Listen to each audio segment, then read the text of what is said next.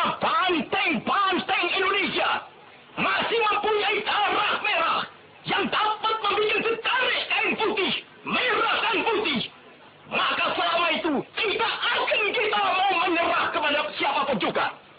Pada video kali ini, kita akan menyelami lebih dalam tentang peristiwa besar yang terjadi di Surabaya pada tahun 1945. Sebuah pertempuran yang mengguncang dunia, di mana rakyat biasa berani menghadapi kekuatan militer besar dari Inggris. Perjuangan ini dipimpin oleh tokoh legendaris, Bung Tomo, yang suaranya masih terdengar menggema hingga hari ini. Mari kita simak video ini sampai tuntas.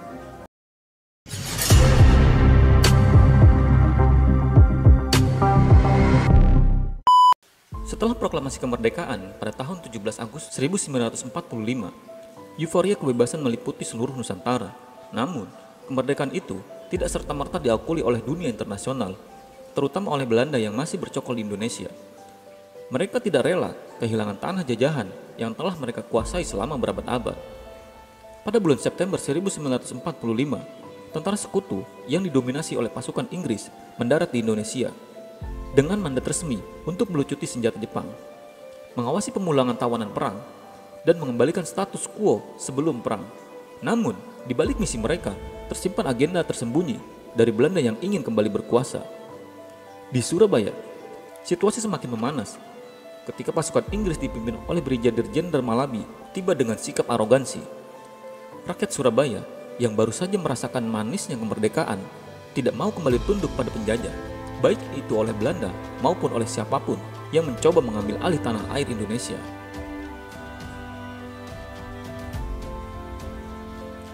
Ketegangan antara rakyat Surabaya dan pasukan Inggris mencapai puncaknya pada tanggal 30 Oktober 1945 di Hotel Yamato yang kini dikenal sebagai Hotel Majapahit. Terjadilah sebuah insiden yang memicu kemarahan massa.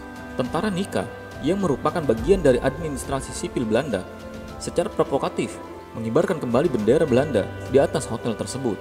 Melihat ini, rakyat Surabaya tidak tinggal diam.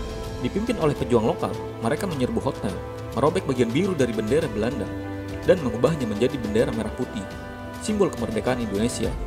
Aksi heroik ini tidak hanya menggambarkan keberanian, tetapi juga tekad mempertahankan kemerdekaan dengan segala cara. Setelah insiden di Hotel Yamato, suasana di Surabaya semakin memanas. Inggris yang merasa dipermalukan mengeluarkan ultimatum kepada rakyat Surabaya untuk menyerah dan menyerahkan senjata mereka. Ultimatum ini berakhir pada 9 November 1945. Namun, semangat perlawanan rakyat Surabaya tidak bisa dipadamkan. Pada tanggal 10 November 1945, tentara Inggris mulai melancarkan serangan besar-besaran. Pertempuran ini menjadi salah satu pertempuran urban terbesar dan paling berdarah dalam sejarah Indonesia. Selama 3 minggu, rakyat Surabaya yang sebagian besar terdiri dari pemuda-pemuda tanpa pengalaman militer melawan dengan gigih. Mereka menggunakan segala macam senjata yang mereka miliki, dari senjata api hingga bambu runcing, untuk mempertahankan kota mereka. Tentara Inggris dengan persenjataan lengkap dan didukung tank serta pesawat tempur menyerang secara brutal. Namun, perlawanan rakyat Surabaya sangatlah kuat. Setiap sudut jalan, setiap gang menjadi medan pertempuran. Mereka tidak hanya melawan untuk diri mereka sendiri, tetapi juga untuk seluruh bangsa Indonesia. Pertempuran ini menunjukkan bahwa semangat kemerdekaan tidak bisa dikalahkan oleh kekuatan militer sebesar apapun. Di tengah api pertempuran yang berkobar, suara Bung Tomo menjadi nyala api yang membakar semangat rakyat Surabaya. Melalui radio lokal, Bung Tomo berpidato dengan semangat yang membara. Dia menyampaikan pesan-pesan patriotik yang mengunggah hati setiap pendengar. Bung Tomo dilahirkan dengan nama Sutomo pada 3 Oktober 1920 di Kampung Blauran, Surabaya. Ia berasal dari keluarga yang cukup terpandang dan berpendidikan. Ayahnya, Kartawan Cipto Widodo, adalah seorang pegawai pemerintah, sementara ibunya, Marsiem, adalah seorang wanita keturunan bangsawan dari Jawa Tengah. Lingkungan keluarga yang nasionalis dan religius membentuk karakter Bung Tomo sejak dini. Sutomo muda adalah seorang yang cerdas dan bersemangat dalam belajar.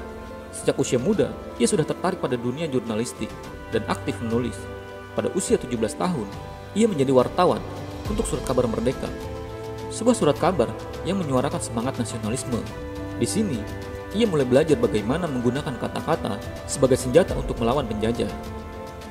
Pada masa mudanya, Sutomo juga aktif dalam organisasi kepemudaan seperti Kepanduan Bangsa Indonesia atau KBI yang merupakan bagian dari gerakan pemuda.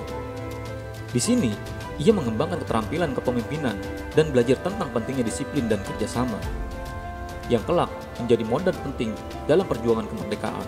Ketika Jepang menduduki Indonesia pada tahun 1942, Bung Tomo tidak tinggal diam. Ia aktif dalam organisasi bentukan Jepang, Putra, Pusat Tenaga Rakyat, yang awalnya digunakan oleh Jepang untuk memobilisasi rakyat Indonesia. Namun, Bung Tomo memanfaatkan organisasi ini untuk menyebarkan semangat perlawanan terhadap penjajah. Ketika Jepang semakin terdesak pada akhir Perang Dunia II, Bung Tomo melihat ini sebagai kesempatan untuk menggalang kekuatan rakyat Surabaya.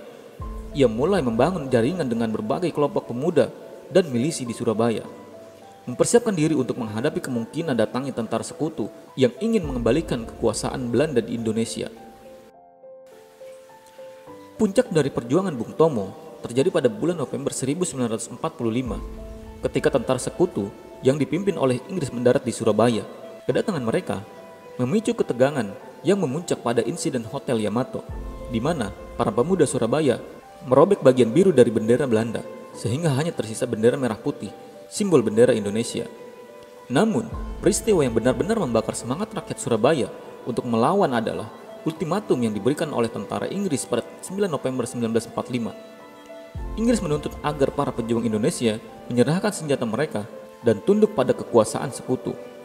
Ultimatum ini dianggap sebagai penghinaan besar terhadap kemerdekaan Indonesia yang baru saja diproklamasikan. Bung Tomo dengan semangatnya yang membara segera mengambil peran sebagai orator utama dalam menggerakkan perlawanan rakyat Surabaya. Melalui siaran radio yang penuh semangat, ia menyerukan kepada seluruh rakyat Surabaya untuk bangkit melawan penjajah meskipun harus mengorbankan nyawa. Salah satu pidato yang paling terkenal adalah seruan Bung Tomo pada 9 November 1945, sehari sebelum pertempuran besar dimulai. Dalam pidato tersebut, ia mengatakan, "Kita lebih baik hancur daripada tidak merdeka. Selama banteng-banteng Indonesia masih mempunyai darah merah yang dapat membuat secarik kain putih menjadi merah dan putih, maka selama itu kita tidak akan mau menyerah kepada siapapun juga." Dan diakhiri dengan kata-kata, "Merdeka atau mati," menjadi pemicu utama dalam pertempuran 10 November 1945. Bung Tomo tidak hanya menjadi penyemangat dari bilik mikrofon, tapi juga ia terjun langsung ke medan pertempuran. Ia sering terlihat di garis depan, memotivasi para pejuang dan rakyat Surabaya untuk terus berjuang. Meski dengan keterbatasan yang mereka miliki, Bung Tomo menjadi simbol perlawanan dan semangat juang rakyat Surabaya, serta mewakili seluruh rakyat Indonesia dalam perjuangan mereka untuk mempertahankan kemerdekaan. Keesokan harinya, pada 10 November 1945, pecahlah pertempuran hebat antara rakyat Surabaya yang dipersenjatai seadanya melawan tentara sekutu yang jauh lebih kuat dan terlatih. Meskipun pada akhirnya Surabaya jatuh ke tangan sekutu, perlawanan heroik ini menjadi simbol keberanian dan tekad rakyat Indonesia untuk mempertahankan kemerdekaan mereka. Hari ini dikenang sebagai Hari Pahlawan untuk menghormati keberanian dan pengorbanan yang ditunjukkan oleh Bung Tomo dan rakyat Surabaya. Pertempuran Surabaya akhirnya berakhir dengan kemenangan tentara Inggris dari segi militer. Namun, dengan kerugian yang sangat besar, rakyat Surabaya meskipun kalah dalam hal persenjataan, berhasil menunjukkan kepada dunia bahwa Indonesia tidak akan menyerah begitu saja. Pertempuran ini menelan korban jiwa yang sangat besar, dengan ribuan pejuang dan warga sipil yang gugur. Meskipun begitu, pertempuran ini memiliki dampak yang jauh lebih besar daripada sekadar kemenangan atau kekalahan di medan perang. Pertempuran Surabaya membakar semangat perjuangan di seluruh Indonesia. Rakyat di kota-kota lain terinspirasi oleh keberanian rakyat Surabaya, dan semangat ini menjadi pendorong dalam pertempuran-pertempuran selanjutnya melawan pasukan kolonial. 10 November kini diperingati sebagai Hari Pahlawan untuk mengenang mereka yang telah berkorban dalam pertempuran ini. Monumen Tugu Pahlawan di Surabaya berdiri megah sebagai simbol dari perjuangan rakyat Surabaya dan seluruh Indonesia. Pertempuran ini juga mengajarkan kita bahwa kemerdekaan adalah sesuatu yang harus diperjuangkan dengan segala pengorbanan, dan semangat juang ini harus kita jaga dan kita lestarikan. Setelah pertempuran Surabaya, Bung Tomo tetap aktif dalam dunia politik dan perjuangan kemerdekaan. ia menjadi anggota kabinet dalam pemerintahan Indonesia dan terus memperjuangkan kepentingan rakyat kecil. Namun, seperti banyak pejuang lainnya, ia juga mengalami berbagai cobaan dalam karir politiknya. Pada tahun 1950-an, Bung Tomo menjadi anggota Partai Rakyat Indonesia atau PRI yang terlibat dalam berbagai kegiatan sosial dan politik. Meskipun begitu, ia tidak pernah melupakan perjuangan rakyat Surabaya dan selalu mengutamakan kepentingan bangsa di atas segalanya. Bung Tomo juga sering mengkritik pemerintahan yang ia anggap menyimpang dari cita-cita kemerdekaan, terutama pada masa Orde Lama dan Orde Baru. Namun, karena sikap kritisnya, Bung Tomo sempat ditahan oleh pemerintah Orde Baru pada tahun 1978 atas tuduhan menghasut rakyat untuk melakukan tindakan yang dianggap melawan pemerintah. Meskipun begitu, Bung Tomo tetap dikenang sebagai seorang pahlawan yang berani menyuarakan kebenaran dan keadilan, meskipun harus berhadapan dengan kekuasaan. Bung Tomo meninggal dunia pada 7 Oktober 1981 di Mekah, Arab Saudi, saat sedang menunaikan ibadah haji. Jenazahnya kemudian dimakamkan di Surabaya, kota yang menjadi saksi dari perjuangan yang heroik. Meskipun Bung Tomo telah tiada, semangat perjuangannya terus hidup dalam hati rakyat Indonesia. Bung Tomo adalah simbol keberanian dan keteguhan hati. Melalui pidato-pidato yang menggugah dan aksi-aksi beraninya, ia telah menginspirasi ribuan orang untuk berjuang demi kemerdekaan. Hingga hari ini, Bung Tomo dikenang sebagai salah satu pahlawan terbesar di Indonesia, terutama dalam perjuangan mempertahankan kemerdekaan di Surabaya. Warisan Bung Tomo tidak hanya tercermin dalam pertempuran dan pidatonya, tetapi juga dalam semangat rakyat Indonesia yang tidak pernah menyerah dalam menghadapi penjajah dan ketidakadilan. Semangat ini harus terus kita jaga dan wariskan kepada generasi mendatang, agar cita-cita kemerdekaan yang diperjuangkan oleh Bung Tomo dan para pahlawan lainnya tetap hidup dalam setiap langkah kita. Bung Tomo dan rakyat Surabaya telah meninggalkan warisan yang tak ternilai bagi bangsa Indonesia.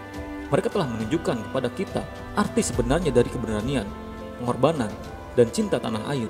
Sejarah ini akan selalu menjadi pengingat bagi kita semua bahwa kemerdekaan yang kita nikmati hari ini adalah hasil dari perjuangan panjang dan penuh dengan darah. Mari kita lanjutkan semangat perjuangan mereka dengan menjaga persatuan dan kesatuan bangsa, serta terus mengisi kemerdekaan dengan karya-karya nyata. Terima kasih telah mendengarkan. Ikuti channel kami untuk video menarik lainnya.